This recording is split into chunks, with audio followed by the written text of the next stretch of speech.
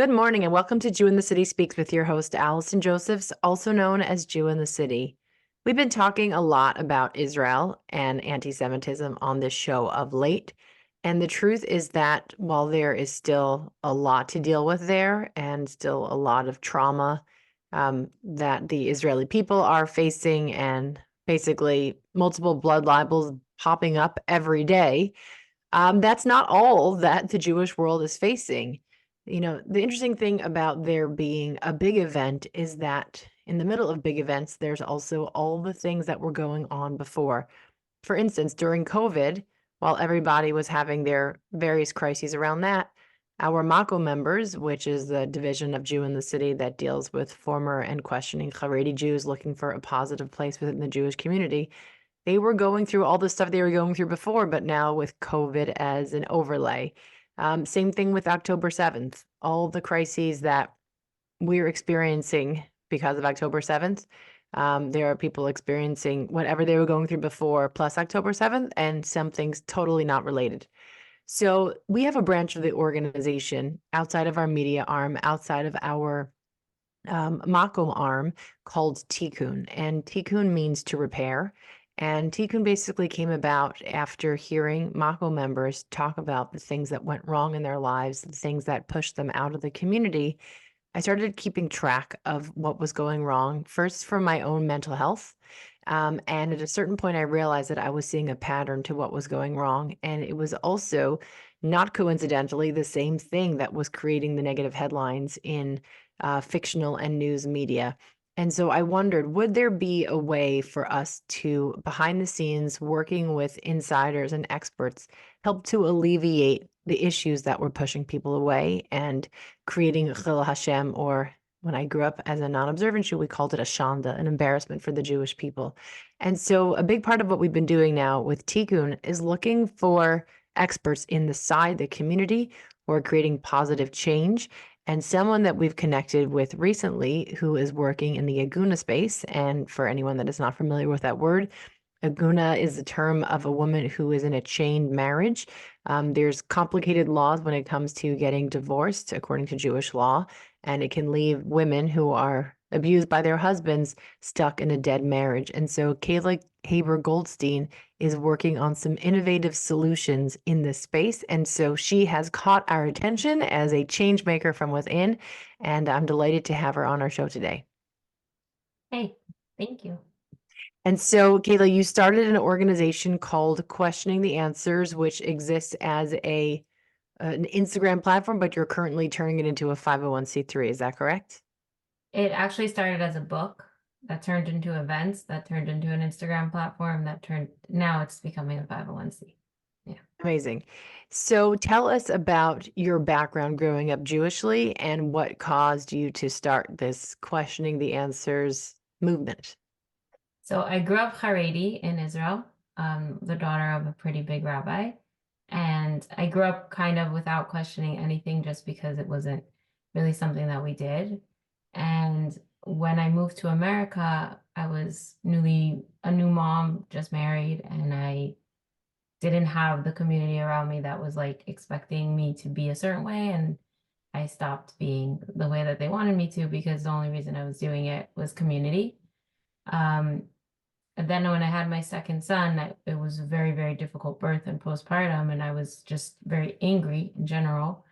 And I started looking for answers to my questions. So while I had questions for a few years, it took me a life freak, some kind of mental breakdown to actually go out and find the answers. And once I started finding them, I was very, very surprised by what I found. It was just our heritage and our religion is like so rich and so beautiful, and there's so much there, and there's so much nuance and movement and spectrum, and you can really find your place.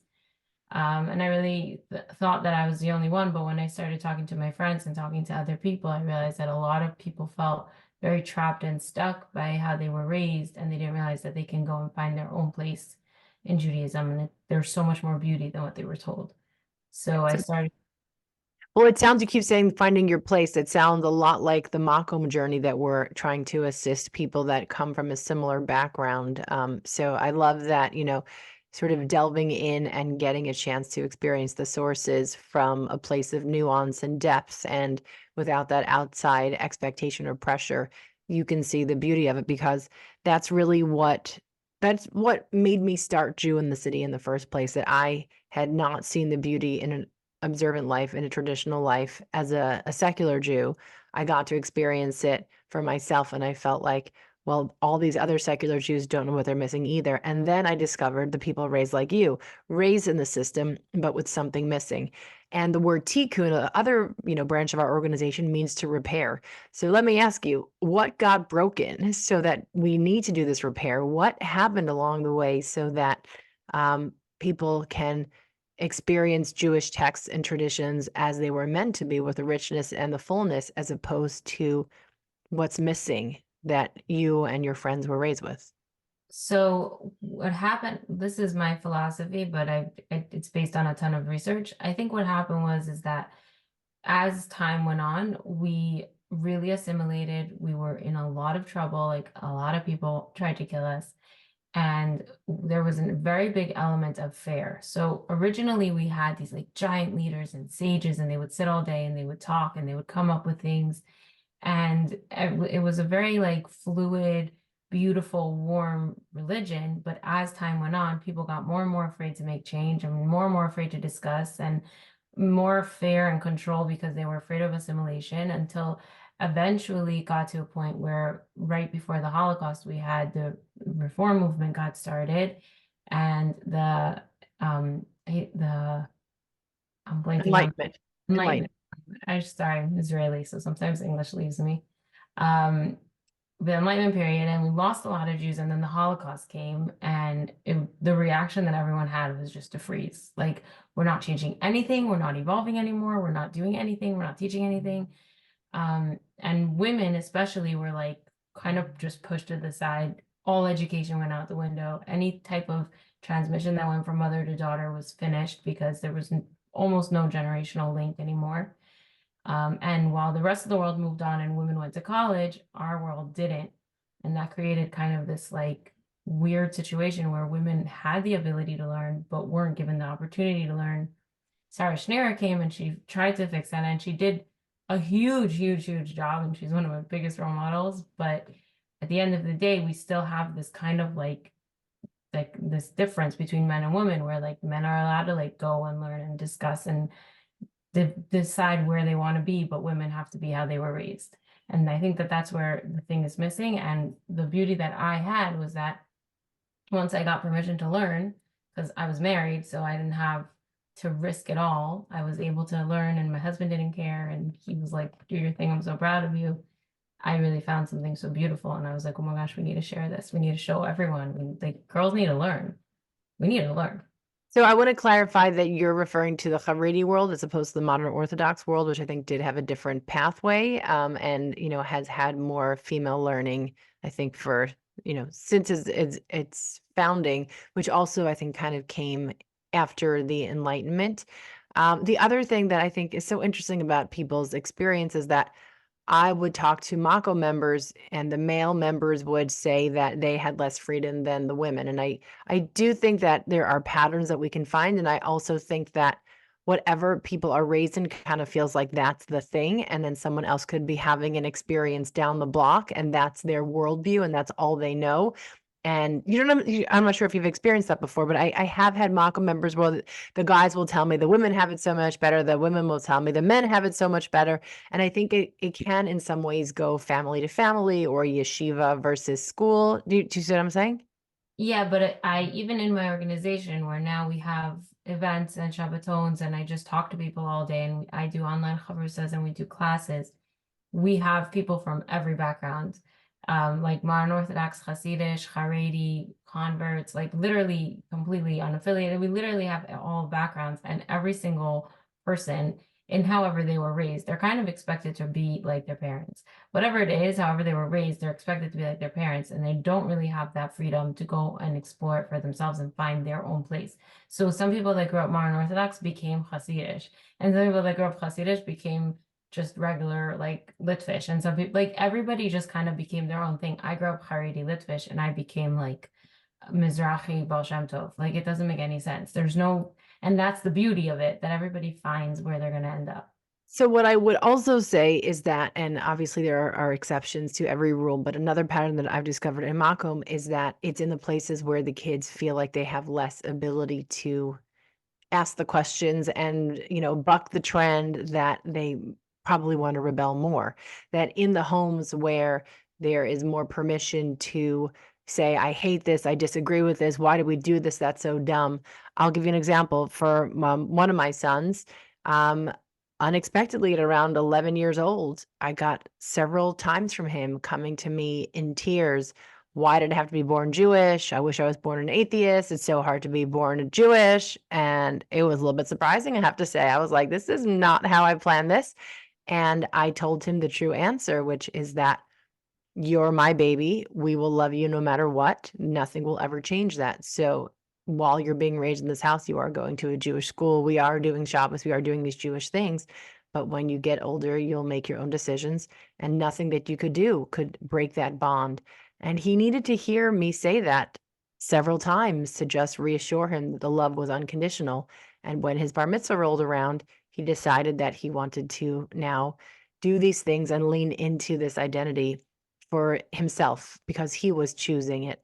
But I had given him the permission to not. And I think by having that permission to go differently and know that love is unconditional, it made all the difference. And I think another piece when you describe the trauma of what happened in Jewish history is that we stopped having homes, as many homes with secure attachment, where children were able to express their emotions and feel seen, held, heard. And it's not because anybody tried to do the wrong thing. It's because there was deep trauma in the family. There was, deaths, there were massacres, there were awful things that befell the Jewish people. And unfortunately, unhealthy patterns, came out of that. So you seem like you're dealing with a sort of a a bigger issue of people, having questions and not being able to be answered, but you also have a specialty or an interest in the Agunah issue, women that are in chained marriages. So where did that piece, come into your interest and your work? So on Instagram, we had this place where people can submit questions. Like, I would do it once a month, and people could submit questions, and we would research the answer. We would open the sources and we would learn it together online. And one bright morning, I woke up to like maybe 70 inquiries about the Agunahs. Like, how does Hashem allow this? How can it be? How is it possible that the Torah that I keep allows me to be abused, and it doesn't make any sense, and I can't believe in God, and I can't trust God? And I was like, whoa. Turns out Dahlia had just posted about like Free Chava, and it had woken up so many people to this crisis. And then they were like, 1 second, I can't keep a religion that puts me in a vulnerable, dangerous situation. Kayla, can you explain for a second what you're referring to for our listeners who are not familiar with the kind of the Crisis. details, and what is imbalanced about the Torah law around Jewish divorce, and then we'll talk about what's been done in some communities to help even things out. So the Torah requires that when a man is no longer with a woman, like no longer sleeping with her, he needs to give her a document that says, I'm no longer sleeping with you. And nowadays that translates into marriage and divorce. And when he's divorcing her, he has to give her a document that says, I'm no longer sleeping with you. You can now sleep with anybody that you want. And the problem that happened over the history of the Jewish people is that men kept on trying to hurt women. I don't think it necessarily came from a place of like men hate women. I think it just culturally, women were really not treated the same that they're treated today. So like as we evolved, the laws had to evolve together with us. And it all kind of stopped evolving about 50 years ago. So let me also back something up. So the marriage document, the ksuba, that is, how a couple gets married. In its time, it was revolutionary because if you watch the show Les Miserables, you'll see Fantine talk about, he slept a summer by my side, he filled my days with endless wonder, he took my childhood in his stride, and he was gone when autumn came. So I watched that show a few times. So this was not uncommon for a lot of human history, for a man and woman to be together, to have a child together, and the man to just, up and leave her alone with the child. So what the ksuba did thousands of years ago was that it said, if you're going to have this type of relationship with a woman, you're going to provide for her now. You're going to provide for her food, clothing, shelter, and there are responsibilities in being intimate with a woman, which was, I would say, in its time, very progressive. Um, the That's way that I that's not rabbanim. The ksuba, the having it written on a contract was what the rabbis instituted. But having a man sleeping with a woman from the Torah, he has to provide for her and he has to stay. And if he wants to leave, he has to provide for the child and her for the rest of their lives or until they find another man to provide for them. As we progressed in history and people started saying promising the world to women and then walking away, that's when the rabbi said you need to write a contract and there need to be witnesses. You can't just promise and walk away. You have to actually have witnesses in a contract. But now that kind of got turned around on us because now they're like, fine, then I'm never going to give you the get, which is halachically usher, because if they're not giving you the get, then they have to provide financially and sexually and physically for you. So, and emotionally. So like the people who aren't giving a get are straight up against the Torah. Correct. Now, in the times of the Middle Ages, or I would say, I guess, let's back up before that. If a man refused to give a get in an earlier time, the community would compel him to give one or help him come to the right decision. Can you talk a little about like sort of the roughing up of recalcitrant husbands as sort of one stage of making? Yeah. Uh, It started later because women didn't leave their husbands because it was a death sentence to leave your husband because women couldn't support themselves. So it was really very rare for a woman to request to leave unless her husband was really, really repulsive or abusive. And in those cases, she would go to Beis Din and she would say, I want to leave my husband. And they would hear both sides and they would arbitrate and decide. And if they came to a decision that he has to give her a get, they would say, Chayav legarish, you have to give her a divorce and you have to give it to her now. And then most of the time he did, because in those days they did follow Beis Din. If he didn't, they would issue a sira. The community would excommunicate him. They wouldn't work with him. They wouldn't count him for a minion. They wouldn't do any business with him. They wouldn't eat with him. And a lot of times that worked. and Because what time period are you describing, like Middle Ages? this is like probably the end of the Gemara. Like Okay, so yeah. 500 CE. Yeah. So then what happened is that we got the Rambam and they started saying, does a man have to give a get during the time of the Rambam? And the Rambam said, yeah, he has to give a get because women are not hostages of war and they don't have to be with anybody they don't want to be with. Jewish women have the choice and he has to give a get. And then we have a lot of time between the Rambam and the Shulchan Aruch where a man who didn't listen to Beis Din and the Sirah didn't affect him, which it did for most men because of that just meant that you didn't have any like parnasa because people didn't do business with Jews. Then they had a situation where they came up with the psak of kofimoto that you can force him until he says I want to, which basically means you can beat him up until he says I want him. And they did that for a very long time.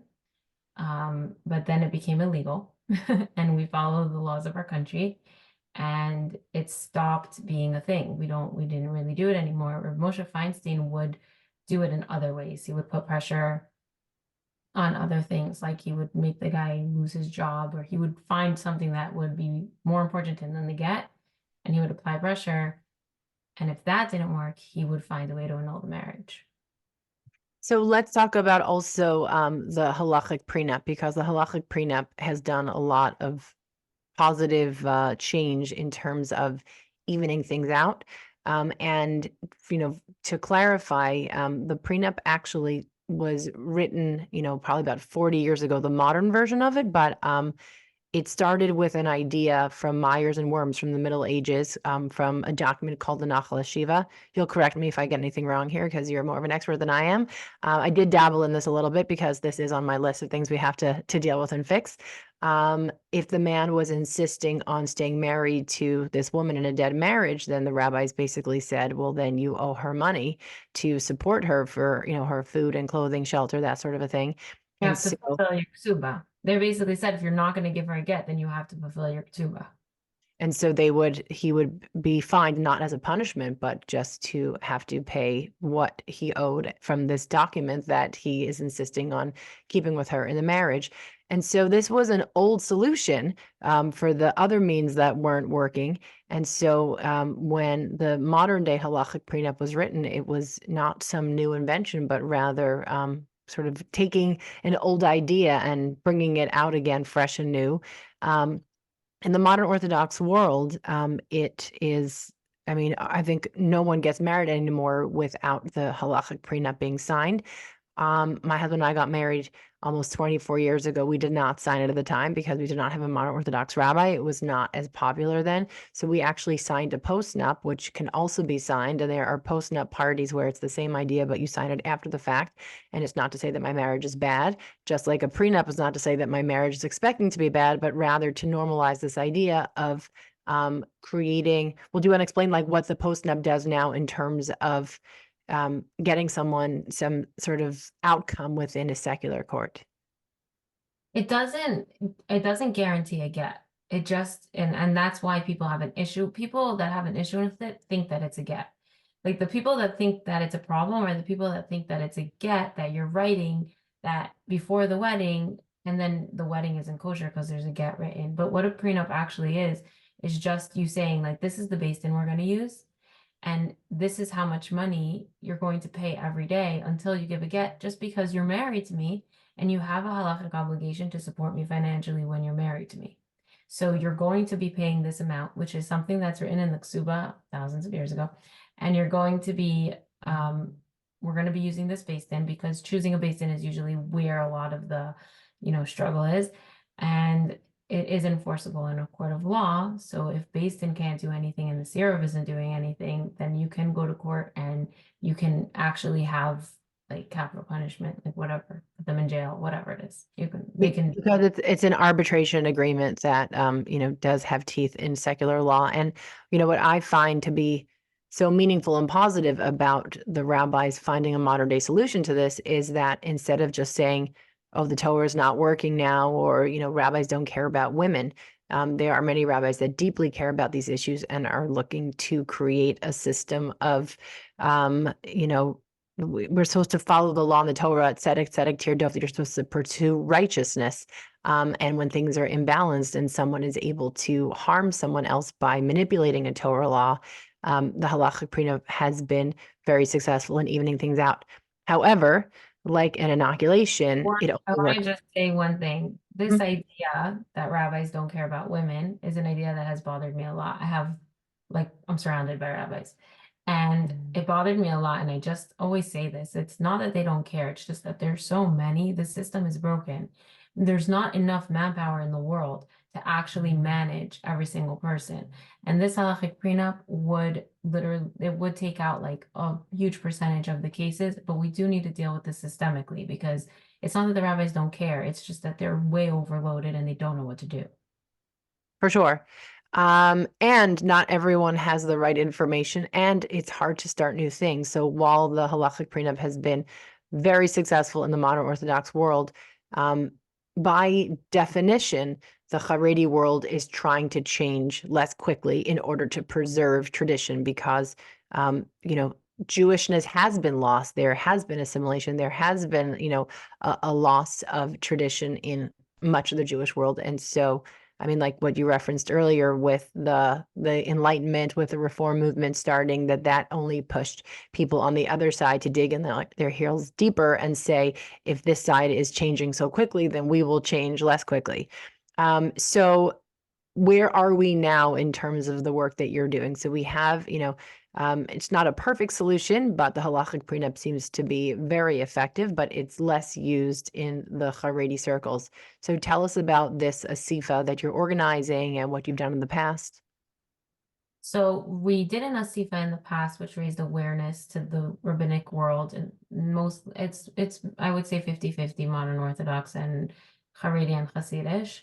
And it raised awareness. And at this point, we have a committee, we have rabbis, we have cooperation with rabbis for every case that needs for the jurisdiction or whatever. But at this point, we realized that most cases could have been nipped in the bud if they would have been dealt with correctly from the get-go. And that once a case escalates, the rabbi doesn't know what to do. And when we reach out to them, they're very hesitant to get involved. It's a very politically charged topic. They don't really understand. There's two sides. There's usually someone threatening them, and they just don't want to get involved. So we created a Rabbis Asifa, which is inviting rabbis to come to an online summit that we'll have keynote leading speakers like the chief rabbi of Israel and the head of the Bad Rabbi Ullman, and my father will be there, Weber. We have a lot of really well-known speakers speaking to the rabbis to educate them what to do to avoid Igun, like the prenup, what to do when a couple comes to them talking about divorce, how to guide them through it, and what to do if a case does escalate, and creating kind of this central system so that nobody's shouldering it alone and nobody's saying, I don't want to get involved. Like, we're all in this together. We're all going to fix this together. And one community at a time will make it safe for women to get married. And when is this taking place? It's April 7th at 1 p.m. Online.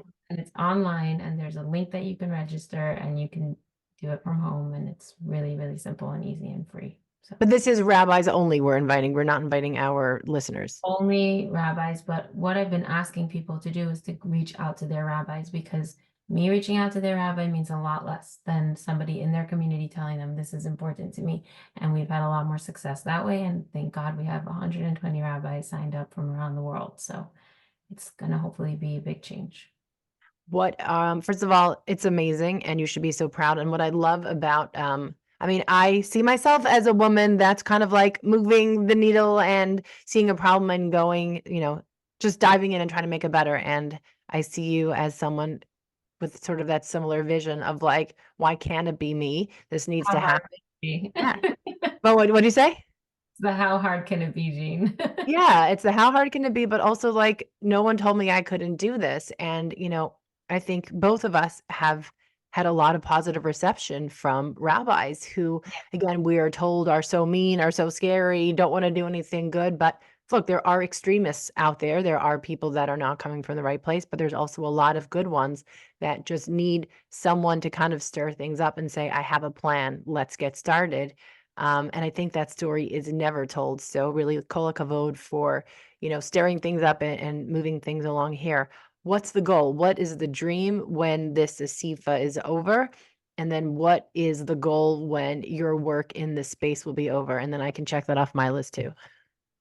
I want to create a central authoritative committee so that the VOD is a central authoritative committee that every rabbi can say, I'm going to do whatever the VOD says. The VOD arbitrates, the VOD listens to both sides. The VOD told us that this is the right thing to do, and we trust the VOD, and the VOD is comprised of leading rabbanim from around the world. And that way, any get refuser that exists in the world would have nowhere to run, because the VOD would be touching every community. Eventually, the goal is to just figure out some kind of solution to avoid this problem to begin with. But I don't think we're going to be there for another few years. I think for Okay, now. because the other thing that we didn't mention is that one of the reasons why the old solutions don't work like they used to is that we're not in this sort of like small town system anymore. People can really up and leave and go far away and sort of reinvent themselves. So with technology, the world has gotten smaller. So there hopefully should be a way to make sure that these get refusers have no place to run and no place to hide, and that they can't continue to I'll tell violate. you what, it would solve 99% of them, and then the 1% will shine so brightly that we'll have to figure out a solution for them. But right now they're getting mixed up in the murkiness. So we need to first isolate them. And this will do Okay, that. well, call your rabbi. You can have him register. We'll include a link. And Kayla, thank you for your amazing work. And you should go Michael El Chayil. Thank you so much. And thanks so much for listening. You can catch us same time, same place next week. Bye-bye.